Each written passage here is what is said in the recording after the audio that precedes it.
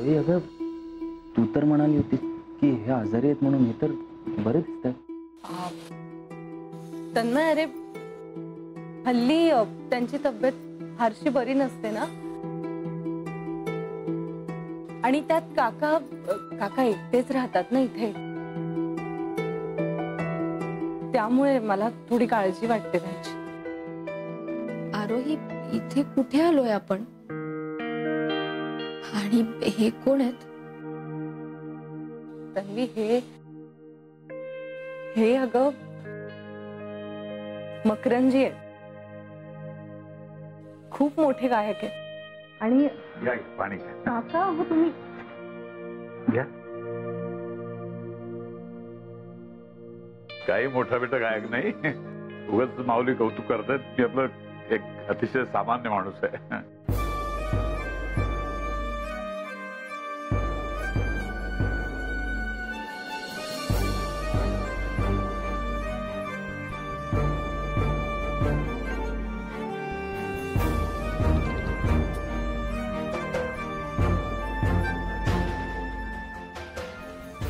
आरामी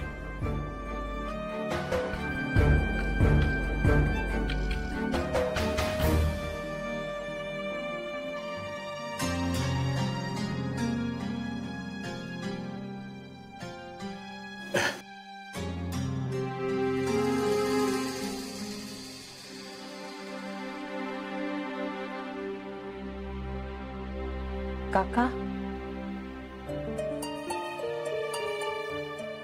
ओळख करून देते.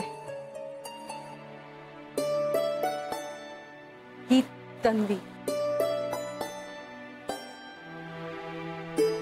तन्मयची मोठी बहीण.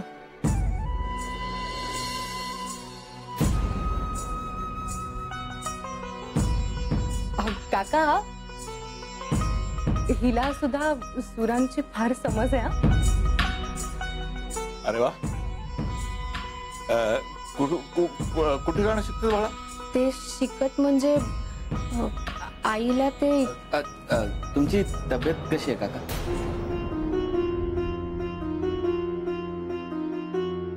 तब्येत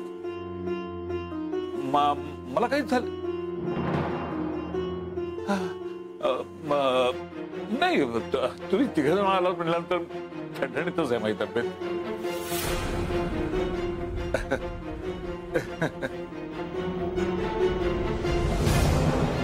बाकी नोकरी व्यवसाय कसं काय चाललाय?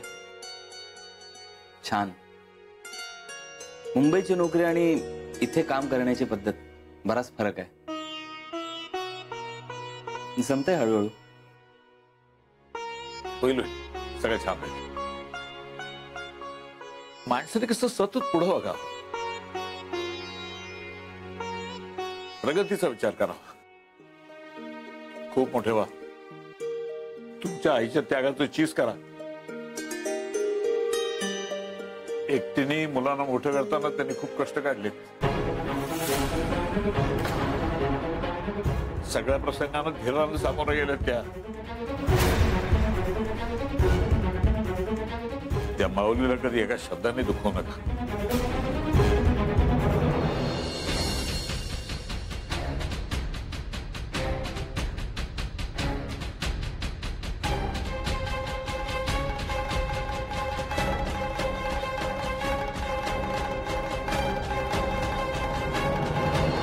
यार मी खूप मोठी माती खाल्ली. काय गेला? अरे ताई मकरन काकांकडे गेले हे मी वत्सला काकूंना सांगून बसले. हा मग? आणि मग नंतर त्यांना संशय यायला नाही पाहिजे म्हणून सारवासारव सुद्धा केली.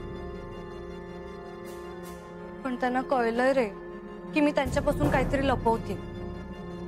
आरू तुला काय सांगते ना ते जरा लक्षात ठेवत जातो. हा काय सांगते तुला ती? कुठली पण गोष्ट बोलण्याच्या आधी ना 10 वेळा विचार करत जा. मग नंतर असला पस्तावा नाही करायला लागणार. आनंद काका मी माझं टेन्शन तुझ्याशी शेअर करते आणि तू रिलॅक्स करायचं सोडून लेक्चर काय देतोयस? अरे पण तू एवढा टेन्शन घेतलाय कशाला? अरे आनंदा, वत्सला काकू ताई आणि तन्वीला शोधत तिथे पोचल्या तर काय होईल? अरे मकरन काका संगीत शिक्षक नाहीयेत का? हा आणि वत्सला काकूना या विषयावर किती चिड आहे माहितीये ना तुला? कपडात झाला म्हणायचा. संगीत चालू असताना त्या तिथे पोहोचल्या आणि ताई त्यांच्याकडे जाते हे त्यांना कळलं तर ते किती चिडतील. आनंद काका, आपण काहीतरी केलं पाहिजे. ते काही करून ताईला अलर्ट केलं पाहिजे. मग तिला फोन करून टाक ना, मग कळेल तिला. पण ती बिझी असेल तर? अरे एकदा फोन करून तर बघ ना तू.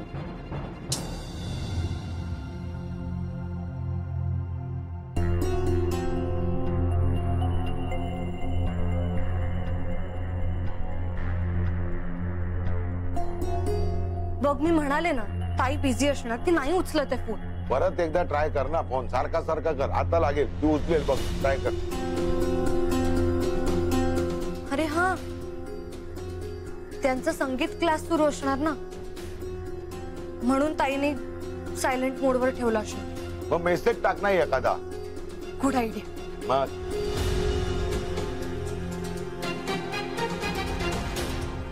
ताई, जर तुम्ही मकरंद काकांकडे असाल तर लगेच निघा. वत्सला काकू तिकडे येत आहे.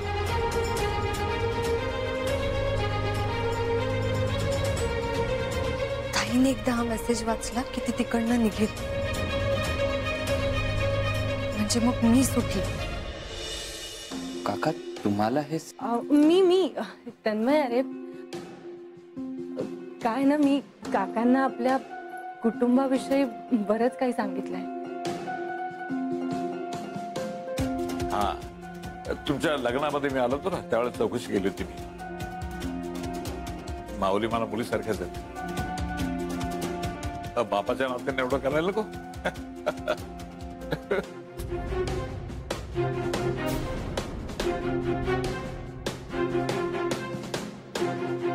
तुम्ही दोघं सुद्धा मला माझ्या मुलांसारखेच आहात.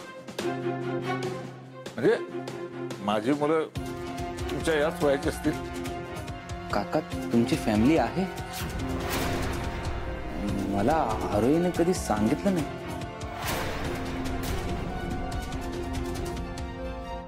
अरे मला सुद्धा अलीकडेच कळलं काकांकडून. माझ्या फॅमिलीत सगळेजण आहेत, सगळेजण आहेत माझ्या फॅमिलीत. फक्त मी त्यांच्यात नाही. तन्मय, तुला एक गंमत सांगू? काकांच्या मुलीचं नाव सुद्धा तन्वीच आहे. आणि आई,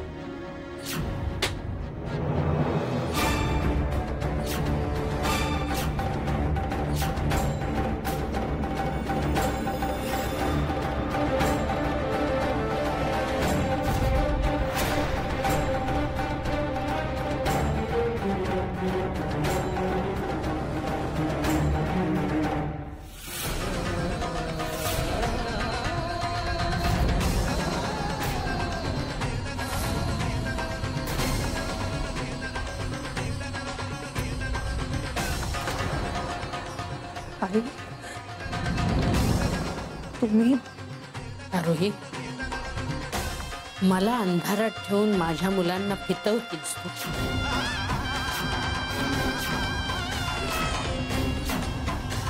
मागचं सगळं विसरून मी तुला माफ केलं, सून म्हणून स्वीकारलं. त्याचं हे फळ देतेस मला? नाही आई, तुम्ही समजताय तसं खरंच काही नाही. मला सुद्धा सगळ्या गोष्टी माहित नव्हत्या. पण ते कळल्यावर काय केलंस? जुनं वैर साधलंस.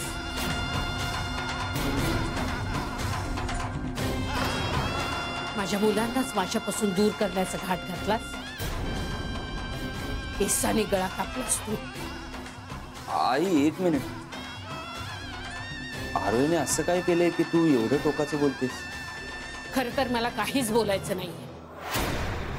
तुम्ही दोघं ताबडतोब इथून चला. बस चला. मला एकदाही माफ करणार नाहीस तू? मी अपराधी येतो साहेब. पण सगळी चूक माझी एकट्याची नाहीये. जे काही घडलं त्या परिस्थितीचा खूप मोठा हातभार. नेभळट माणसं आपल्या चुकांचं खापर परिस्थितीवर फोडत असतात.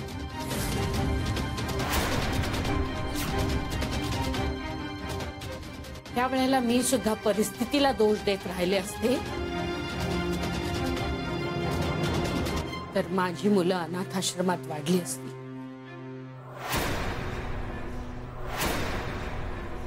नाहीतर माझ्या भावाच्या घरात आश्रित म्हणून जगली असती.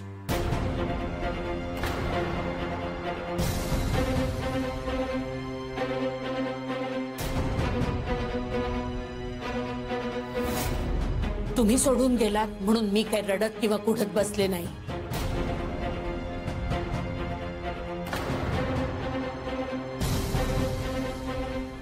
माझ्या मुलांना हिमतीने वाढवलंय मी, तुमच्या आधाराशिवाय. म्हणजे मकरंद आमचे मीच तो दुर्दैवी बाप.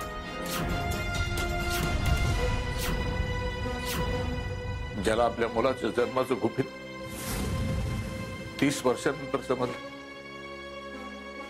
तोच मीच तुमचा. कुणी नाही, तुम्ही आमचे कुणीही नाही.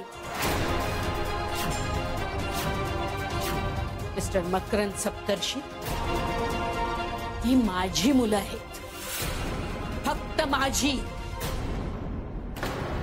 या वत्सला पारखीची मुलं आहेत ही दोन्ही. तुमचा आमच्याशी काहीच संबंध नाही.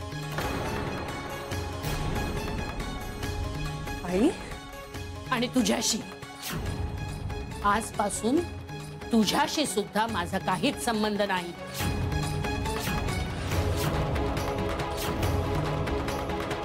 मी बाहेर तुमची वाट पाहते. तन्मय, तन्वी,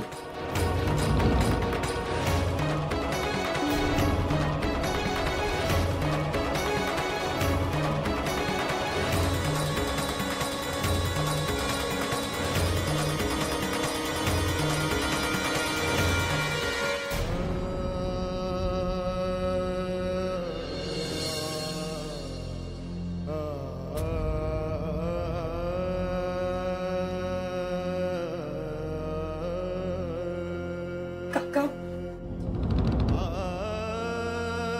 तन्मय, तन्वी, जा तुम्ही. माऊली, तुम्ही जा. बाबा पण तुम्ही. माझी काळजी करू नका. वत्सलाला तुमची गरज आहे.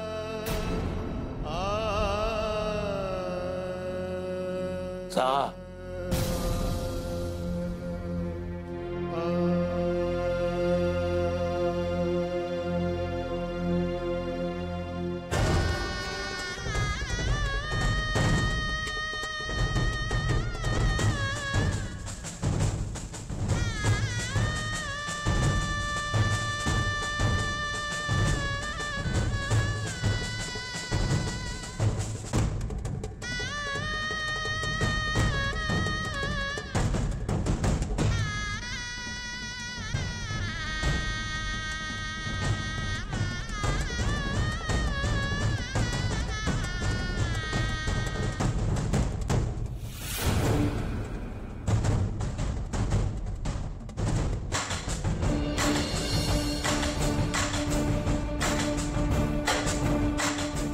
तुम्ही सगळे एकत्र आहात हे समाधान माझी सोबत करायला पुरेसे.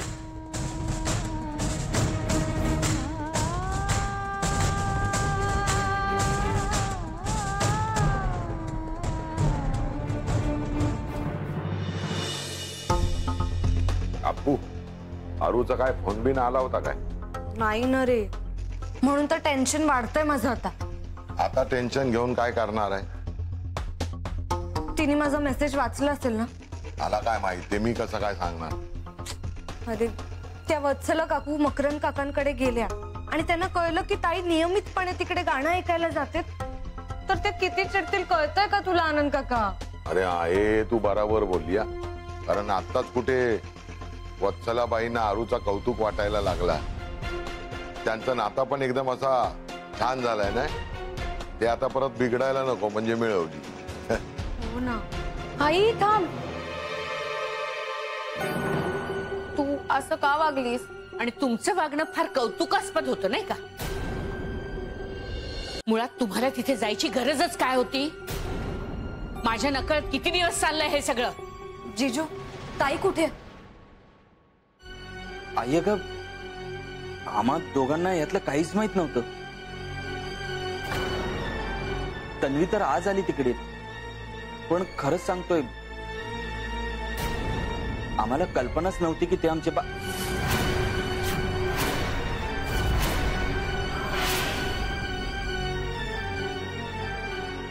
आई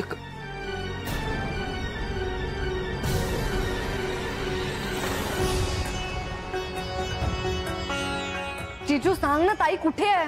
मला नको विचारू ती काय करते आणि तिचं काय चालू आहे. अरे पण तुला एवढा चिडायला काय झाला? हे पण तुमच्या आरोईलाच विचारा. सगळं सत्य माहित असूनही तिने आम्हाला अंधारात ठेवलं. त्या माणसाशी संबंध ठेवले ज्या माणसाविषयी आईला प्रचंड तिटकार आहे. तन्मय, ते वडील आहेत आपले, समजलं काय? तुमचे वडील कोण आहेत? कुठे राहतात? नाव काय आहे त्यांचं? बस, मला त्या माणसाबद्दल काही ऐकायचं नाही आणि बोलायचंही नाहीये. तन्मय, तू त्यांचा असा एकेरी उल्लेख केलेला मला आवडणार नाही. आतापर्यंत एक मोठी बहीण म्हणून मी तुझ्यावर आवाज चढवला नाहीये, पण ऐक, बाबांबद्दल आदराने बोल. आदर? हा, आदर काय केलंय काय त्यांनी आमच्यासाठी आजपर्यंत? हा, आणि तू म्हणतेस की आदर करू मी त्यांचा? हा, आईला आयुष्यभर त्रास दिलाय. ते जिवंत असूनही आपल्याला बाबा या नात्याची उणीव भासत राहिली आहे कायम. अरे पण ते असं का वागले यामागे काहीतरी कारण असेल ना? अच्छा, म्हणजे चूक करणाऱ्या माणसाच्या वागण्याला सुद्धा काहीतरी कारण असतं असं म्हणायचंय तुला? तुला माझा मुद्दाच कळत नाहीये तन्मय. बाबा जे वागले ते चूक आहे की बरोबर हे ठरवण्याचा अधिकार आपल्याला नाहीये, कळतंय? आईला तर आहे, आईला तर आहे ना. मग त्या माणसामुळे आईने आयुष्यभर भोगलंय.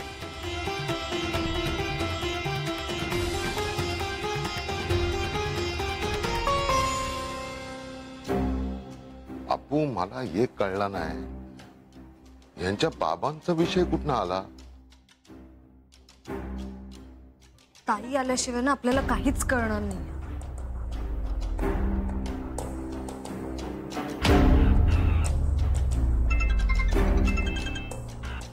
मी आलेच.